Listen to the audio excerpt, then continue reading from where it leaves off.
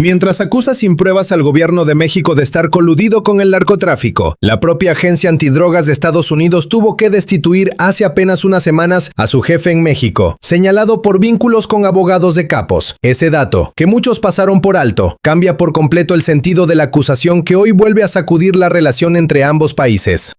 El director de esa agencia insistió públicamente en vincular al gobierno mexicano con el crimen organizado. Y la respuesta desde México fue tajante. Se trata de una declaración desafortunada, sin ningún sustento, que en realidad tiene un tinte político y no técnico. Porque si de trabajo pendiente se trata, la agencia estadounidense tendría material de sobra dentro de sus propias fronteras. Existe incluso una serie de televisión, una de las más vistas del mundo, que retrata con crudeza algo que no es ficción: la fabricación de metanfetaminas dentro de Estados Unidos. Y no solo eso, el mercado de venta de droga más grande del planeta está precisamente ahí, en territorio estadounidense. ¿Quién vende esa droga puerta adentro? ¿Cómo la distribuyen? ¿Cómo lavan ese dinero? Preguntas que, según se advirtió, la propia agencia debería estar investigando puertas adentro antes de señalar hacia afuera. Y el contraste no termina ahí. Se reveló recientemente el caso de un elemento de esa misma agencia vinculado directamente con el narcotráfico. No fue un caso aislado, se habla de muchísimos casos similares. El más reciente y el más comentado: un jefe de la agencia que operó en México fue destituido por sus vínculos con abogados de capos. Nadie sabe todavía si a ese funcionario se le siguió una investigación formal. El silencio alrededor de ese episodio contrasta con la rapidez con la que se lanzan señalamientos hacia el gobierno mexicano. Lo más llamativo es el momento elegido para la acusación. Justo el mismo día se dio a conocer una reducción de 48% en los homicidios dolosos en México. Y ahí aparece la contradicción que nadie puede maquillar. Si un gobierno estuviera realmente coludido con un grupo delictivo, los delitos aumentarían, jamás disminuirían. La historia reciente de México ya dejó ese ejemplo grabado con sangre. Durante el sexenio en que se comprobó judicialmente el vínculo entre autoridades y un grupo criminal, los homicidios dolosos no bajaron, se dispararon. Esa comparación dura y directa, desmiente por sí sola la narrativa que hoy se repite desde Washington. La postura del gobierno mexicano fue clara. Se rechazan rotundamente las afirmaciones del director de la agencia, se le exhorta a poner orden primero en su propio país y en su propia organización, y se reafirma la disposición a seguir colaborando, pero desde el respeto, porque a México, se insistió, se le respeta. Esa misma lógica de golpes coordinados se repite puertas adentro. Hay quienes, desde la oposición, buscan instalar la idea de que en política todos son iguales, de que no existe diferencia entre el pasado y el presente, pero se trata de una campaña con mucho dinero detrás. Y ese dinero es rastreable. Basta con revisar la cantidad de cuentas en redes sociales que repiten exactamente el mismo mensaje, palabra por palabra, y descubrir que tienen apenas 200, 300 o 400 seguidores, algunas creadas hace poco, otras hace más tiempo, pero todas sin una identidad real detrás, solo nombres genéricos que las propias plataformas facilitan crear. Financiar eso cuesta millones y millones de pesos.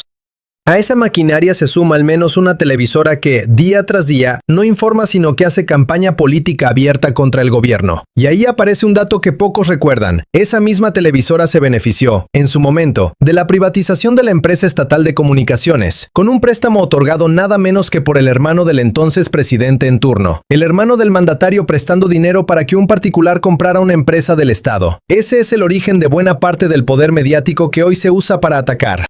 Frente a ese aparato de dinero y algoritmos, la respuesta oficial se reduce a una sola estrategia: informar, informar e informar. Ejercer el derecho a la réplica y a decir la verdad, porque la preocupación es real. La inteligencia artificial y los algoritmos que alimentan el scroll infinito influyen muchísimo en lo que la gente cree y comparte, y ese fenómeno no debería subestimarse. Pero hay un contrapeso que ninguna campaña digital puede comprar: la experiencia directa de la gente. Quizás usted mismo tiene en casa a alguien mayor que espera, cada 2 meses, ese depósito puntual que antes simplemente no existía. Esa realidad, la del dinero que llega a la cuenta sin pedir favores políticos a cambio, es más fuerte que cualquier cuenta falsa con 300 seguidores. El combate a la corrupción se sostiene como uno de los pilares centrales del proyecto de transformación que ya lleva 8 años en el poder, primero con un expresidente y ahora bajo una nueva administración. Los resultados, se remarca, están ahí para quien quiera verlos: becas, pensiones, programas sociales, obras estratégicas y una reducción de la pobreza y la desigualdad que contrasta con el periodo anterior. Todo esto se construyó eliminando privilegios, imponiendo la austeridad como política de Estado, usando de forma responsable el presupuesto público y prohibiendo que se condonaran impuestos a los grandes contribuyentes. Esa sola medida permitió recuperar miles de millones de pesos que antes se quedaban en muy pocas manos y que hoy se destinan al bienestar de millones de familias mexicanas. Y aquí llega uno de los datos más contundentes de toda la historia. 14 millones de personas adultas mayores reciben hoy una pensión cada 2 meses. Sumando todos los pagos bimestrales del año y multiplicándolos por el número de beneficiarios, la cifra total supera los 500,000 millones de pesos anuales. Medio billón de pesos, cada año, destinado exclusivamente a los adultos mayores de México. La pregunta que se plantea es directa. ¿De dónde sale ese dinero? La respuesta oficial no deja espacio a la duda. Sale de lo que antes se perdía en corrupción. Antes no existía esa pensión universal. Existía en cambio un esquema de compra de votos disfrazado de programa social, con nombres que muchos todavía recuerdan: Solidaridad, Oportunidades, Progresa. El mecanismo era simple y cruel. Si pertenecías a determinado partido, el apoyo llegaba. Si no, se te negaba. Y a la hora de votar se te recordaba a quién debías tu ayuda. Dos partidos que gobernaron durante el periodo neoliberal terminaron pareciéndose tanto que las elecciones de 2021 y de 2024 compitieron juntos, sin disfraz alguno, como si fueran uno solo. Lo mismo ocurre con las becas que hoy reciben los jóvenes de preparatoria pública. Antes no existían como derecho universal, dependían de la afinidad política o de la calificación escolar. Hoy están concebidas como un derecho de todas y todos, pensadas para evitar que los jóvenes abandonen la escuela. En conjunto, todos estos programas suman ya 1 billón de pesos al año, un monto que antes simplemente no llegaba a la gente porque se perdía en privilegios y en impuestos jamás cobrados a los más ricos. Para entender la magnitud del cambio, hay que mirar hacia atrás, a 36 años de periodo neoliberal, de diciembre de 1982 a diciembre de 2018, 6 sexenios completos. Con Miguel de la Madrid llegó la inflación más alta registrada en la historia del país. Los salarios se desplomaron y quedaron estancados durante años. Para dimensionarlo, en 2018, el salario mínimo era de 2,800 pesos. Hoy supera los 9,400 pesos, un incremento real de 154%. Después llegó Salinas de Gortari, con un triunfo marcado por el fraude electoral, y con él la privatización masiva de las empresas del Estado, entregadas bajo el argumento de que eran corruptas, en lugar de corregir esa corrupción. El resultado quedó documentado en cifras que hablan por sí solas. Cuando ese gobierno comenzó, solo una familia mexicana aparecía en la lista mundial de multimillonarios. Cuando terminó, ya eran 40 familias, las mismas que recibieron, prácticamente regaladas, las empresas que antes pertenecían a todo el país.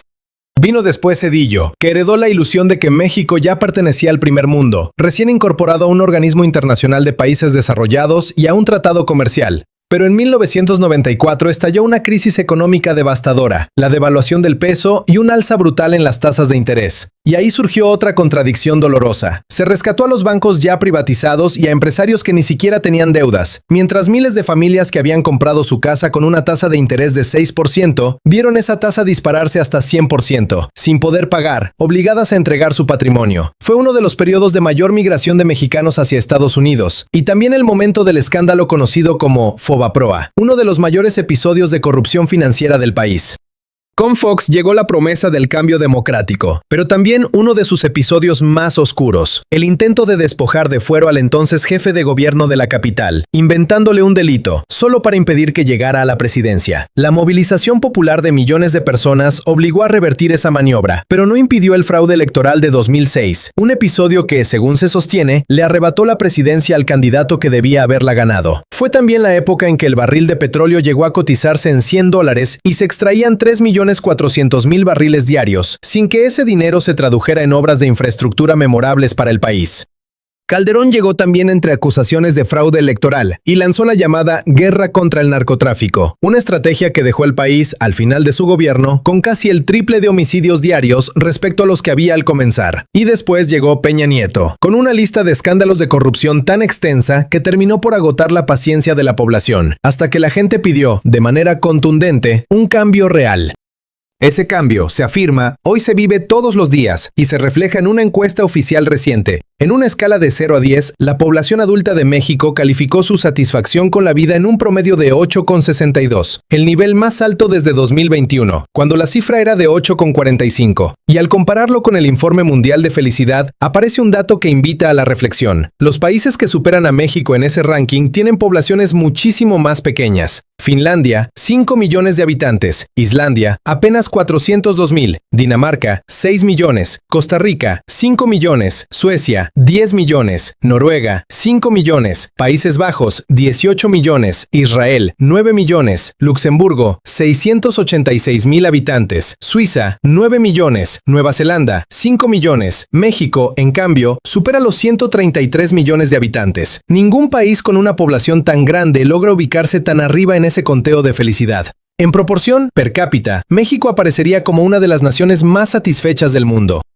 Queda entonces la pregunta abierta, la misma que cada quien puede responder desde su propia experiencia. ¿Ese bienestar reportado por millones de familias es en verdad el resultado de 8 años de decisiones distintas o simplemente una coincidencia estadística en un país de más de 133 millones de personas? La respuesta probablemente ya la tiene cada quien guardada, según lo que haya visto llegar o no llegar a su propia mesa cada 2 meses.